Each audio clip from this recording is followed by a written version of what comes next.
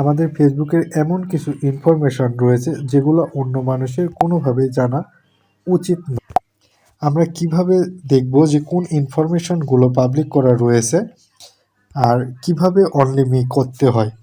তার জন্য প্রথমে আপনাকে ফেসবুকটা লগ ইন করে নিতে হবে।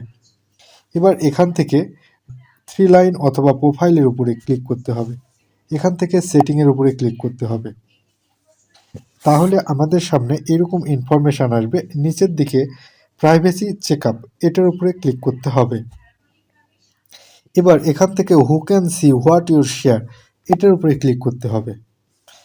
এখান থেকে কন্টিনিউ এটার উপরে ক্লিক করলে আমাদের সামনে অনেকগুলো ইনফরমেশান আসবে, অর্থাৎ ফেসবুকের এই ইনফরমেশনগুলোর মধ্যে কোনগুলো অনলি মি করা আছে আর কোনগুলো পাবলিক করা আছে এখান থেকে আমরা চেক করে নিতে পারবো।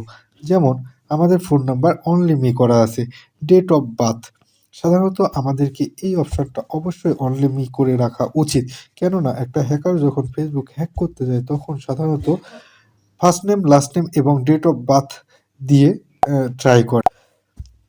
তাই সবসময় আমরা চেষ্টা করব ফেসবুকের এই date of birth only me করে রাখার জন্য। প্রথম অপশানটা যদিও আমার অনলি মি করা আছে, কিন্তু সেকেন্ড অপশানটা ফ্রেন্ড করা আছে। আমরা যদি এটাকে অনলি মি করতে চাই, জাস্ট এটার উপরে একবার ট্যাপ করব, তাহলে আমাদের সামনে এই অপশানগুলো আসবে। এখান থেকে আমরা অনলি মি সিলেক্ট করে দিব, তাহলেই আমাদের অনলি মি হয়ে যাবে।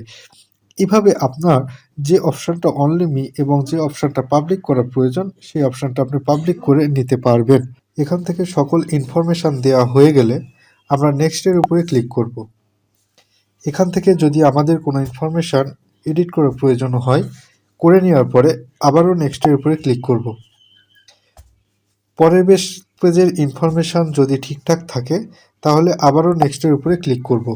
এবার রিভিউ অ্যানাদার টপিকস এটার উপরে ক্লিক করলে আবারও হোম পেজে চলে আসব।